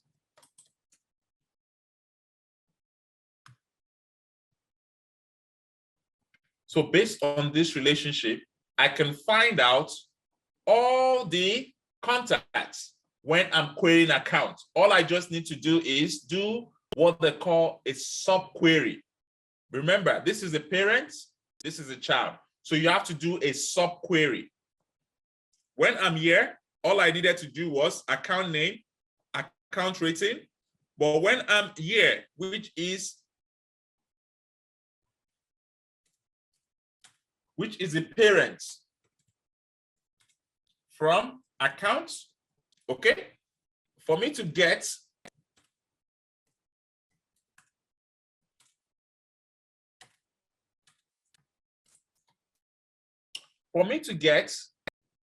details of contacts in an account, I do an inner query. This is what they call the subquery. It's only done when you have a parent-child relationship. Okay, let's say we want to get the last name, for instance, and for accounts, I can just say websites, okay, because I know website exists. So now I can find not only account details, I can also find the contact details because there is a relationship. So when you are in the child, how do you find records? You find records by doing the dots notation. When you are in the parents, you find records by doing inner queries. How do I know how to express the objects?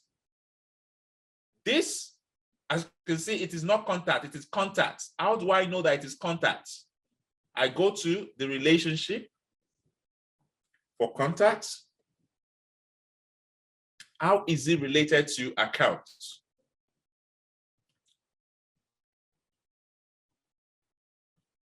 This is contact, right?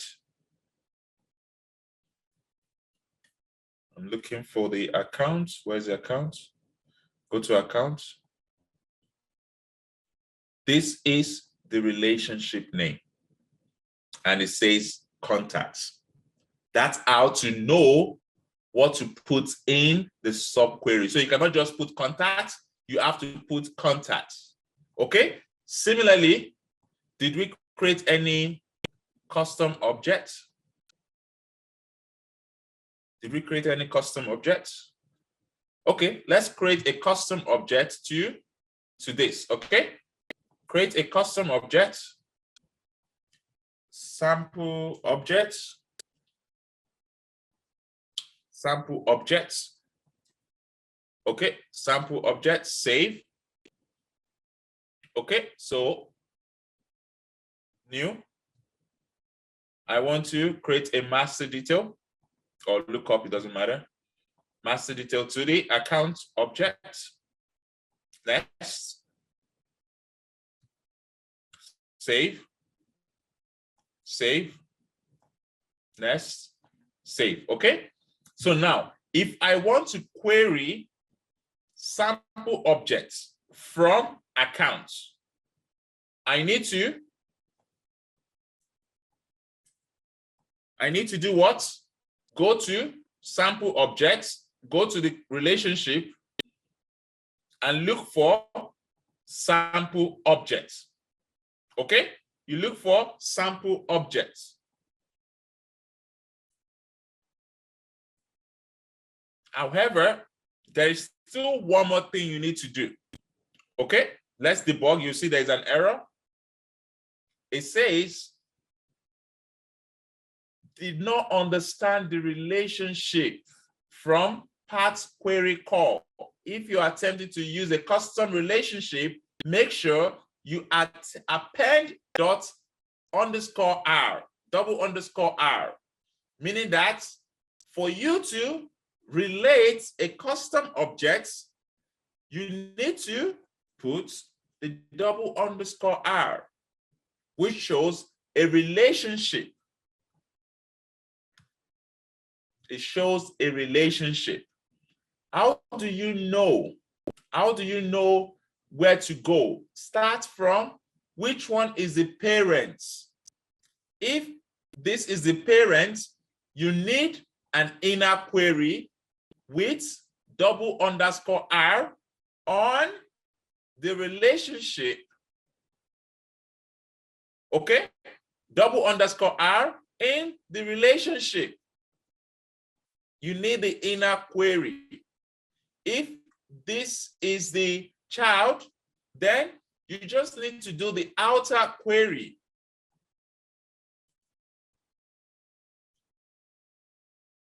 You need to do the outer query.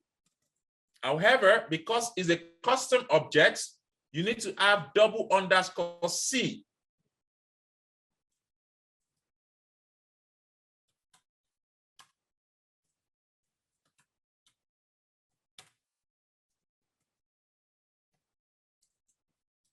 Okay, but you can now say account.name. Okay, that is how you can query. Did we miss anything?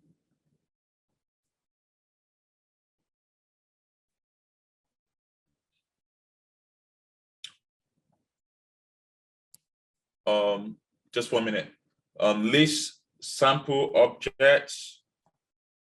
Just give me 1 minute, okay? List sample objects, blah blah blah. Why is it not going?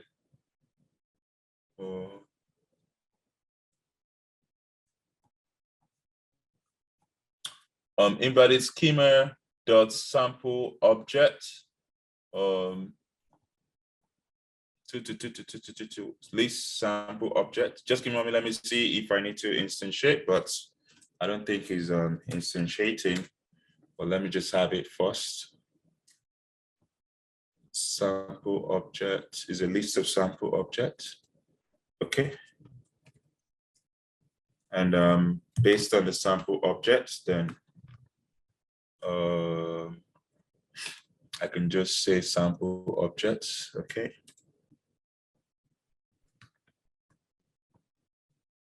Okay, what is going on? Let me just grab this. What do I have here? This is interesting. Okay.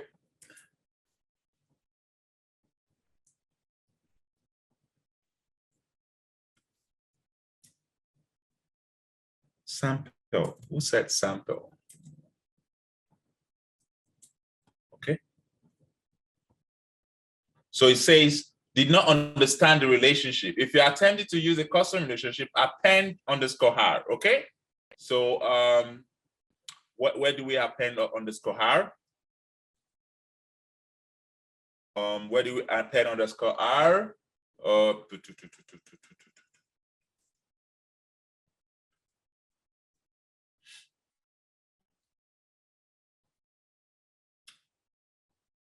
Okay, we did not debug anything. Yeah, so the bottom line is this. If this is the parent, you do a subquery to find out data from the child. If this is the child, all you just need to do is append the underscore relationship and you query the field you're interested from the objects. Remember the use of underscore relationship when you're doing parent-child relationship for custom objects, okay? For custom, not really custom objects, but for certain types of objects, you have to put the underscore, double underscore R. However, for this kind of relationship, as you can see, you don't need double underscore R, you just use it. How do you know what to query? How do you know what to query? You go to the objects and you go to the child relationship name. As you can see, this is going to be very useful when you have relationship such as master detail lookup. One thing you will have seen so far is we're working in anonymous window and we are doing debug and the likes, which kind of like very, very tedious or boring because it takes a lot of processes to debug and everything. In Salesforce, they have what they call tools that can help you. One of the tools is Salesforce Inspector.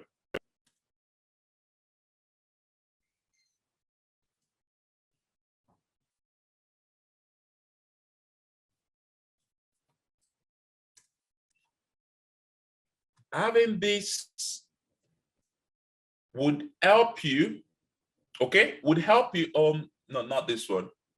Just 1 minute, let me look for the name. Salesforce Inspector, Chrome extension. Salesforce, just 1 minute, okay? I say sample, Salesforce Inspector, Chrome extension. So Salesforce Inspector Chrome extension would help you accelerate your queries, which makes it easier. Once you install Salesforce Inspector, which I just did, Salesforce Inspector, you would see this come out when you're logged in into Salesforce. And everything you do, you can write query live without going to your debug console. So select ID from accounts. I want to get all the account records. Boom, that's all the account record. You can copy it into CSV, into Excel format. I want to get name. I want to get websites. Whatever you're doing, you can copy it into Excel and you don't even need to do exports. You get all your data instantly.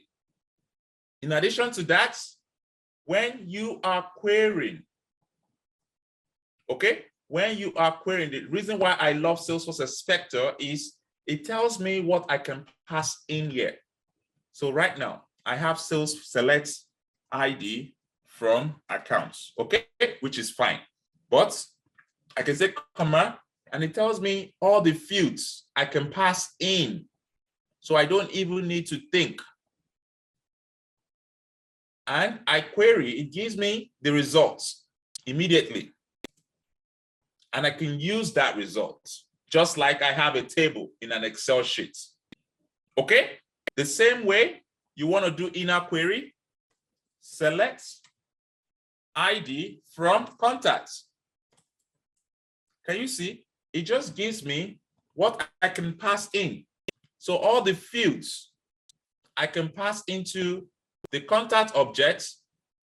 So when you're making a mistake, it's going to tell you immediately.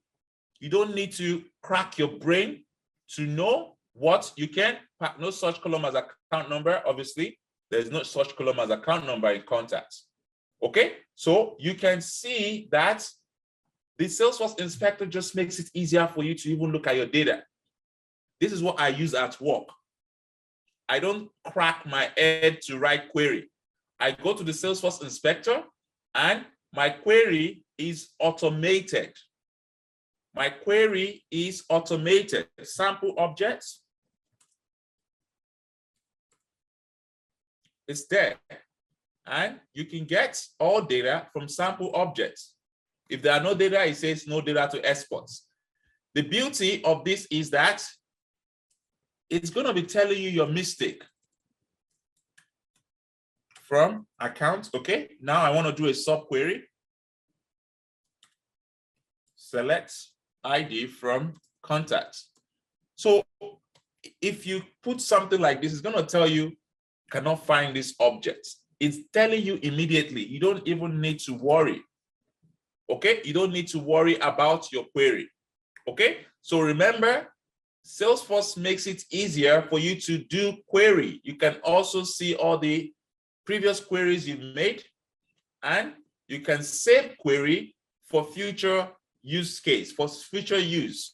That means if you're working as a report, or if you're working as a reporter, you're creating a lot of reports, save your query. Once you log into your Salesforce, go to Salesforce inspectors, and you can start querying. In addition to that, you can also inspect data. So if you have data like this, instead of running export, you can just show all, and you can see the data in those fields. Please try to use everything I've taught you today and play around with them. This is the beginning of learning.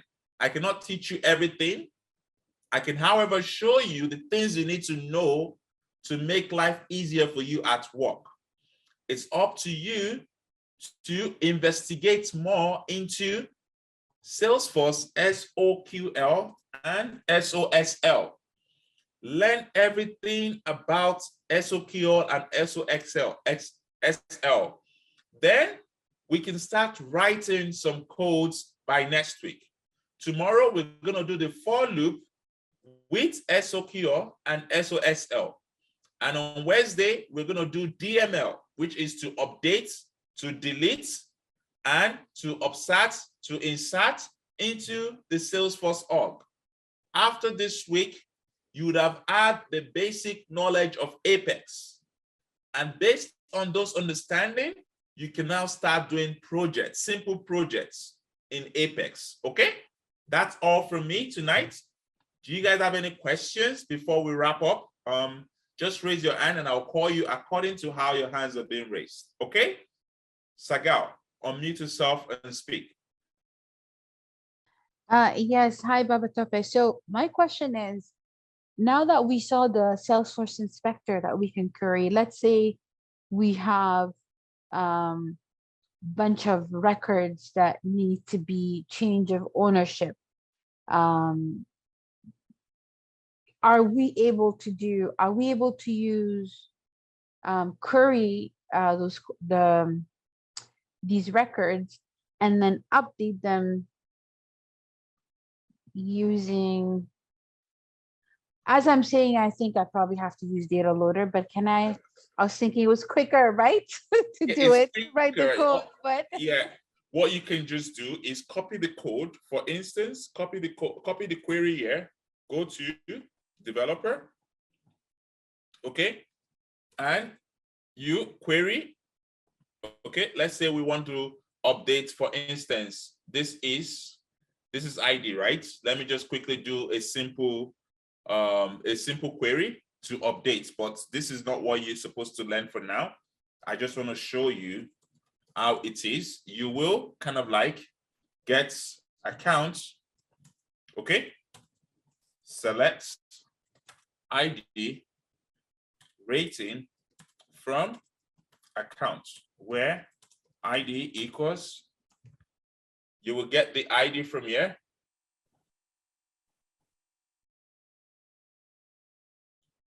This is the ID. So I'm very specific about the ID. So don't go about updating all the records in the system. I want to update the rating to 1, okay? So where ID is this, I grab that, then I just say, because I know specifically that it's going to give me these records. It's going to give me these records. Then I can just say dot, no, the first element dot rating equals 1. So I've changed the rating from code it to 1. Then I can just say update account. That's it. That is how you would quickly update a record. So if you have a bunch of records, then all you just need to do is for rate string rating in the account you just retrieved, for all those rating in the account you just received, okay? Then you just say rating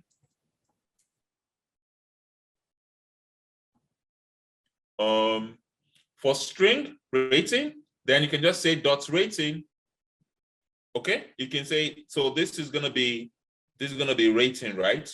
No, don't say string rating, just say accounts. Okay, because now you're getting one account from all the accounts that was listed. Then you just update the rating. So you're going to update all the ratings inside these accounts. This is how to use a for loop. So if you have a bunch of records you want to update, maybe owner, just say owner to whatever owner ID is. Do you get? You update and that's it. If you want to do one update, this is one update. If you want to do multiple updates, this is multiple update. You see where the for loop and the list and the query are coming into place. Okay, you need to know the for loop, you need to know the query, you need to know the list, and you can do interesting stuff with simple statements. I want to update all the records in the system where the type equals 1. You will go to where type equals 1. And you want to update it to hot. That's it. Do you get what I mean? So there's a lot for you to learn, but you need to play around it by yourself and you'll be comfortable. Okay? Yeah, but my question was, would that be against, let's say, because we can also use data loader. So would that be against the governor limits or no? I'll teach you all those stuff. I don't want to teach you that now, but I'll teach you all those stuff. There's a reason why you use data loader. There's a reason why you use Apex. There's a reason why you will use the interface. One thing you should always ask yourself is, which is the easiest way of doing things? Which is the easiest way? The easiest way is the one that has no code. Because if you're writing code, you have to write test classes and you have to deploy into production. But if you're not writing code, you can do it directly in production without having to write Apex. Okay? So always ask yourself, which is the easiest way to do things? Okay? Okay, thank you. No problem. Muyiwa, please. Yeah, quick one. Can we query cross objects? Cross object, what do you mean by that? You know, like in our project, we have like plan to account, account to bills. Plans, yeah, you can do all those stuff. You can do like, inner so query stuff. What you're doing, like maybe master detail now, like account and contact, right? So if there's another object in play and they have probably maybe contact in common, maybe from master detail from account to contact, and maybe from contact to maybe opportunity. I'm just saying that as an example. So can we like do the query from account to opportunity it's just, I know we can always do it from account to contact and contact, just like you did it in this example. I'm just asking out of curiosity, like, can it go across objects like that for the query? I think you can do multiple objects, just like you do in Formula. You can do in Apex as well. Okay. Oh, okay. Okay. All right. Thank you. No worries. We're gonna do those kind of example, and maybe in your project you might have to do something similar to that. Okay. Okay. All right. Thank you. No problem. I think that's all for me. Apologies for staying longer than expected, but it's just for us to clarify those questions and also to prepare you for what we're going to be learning tomorrow. I hope you guys learned something, and I do hope you guys are going to spend some time to go through this before the class tomorrow, because mastering this would give you an edge in class tomorrow. Okay? All the best, guys. Take care, and I'll see you tomorrow. Bye. Bye, everyone.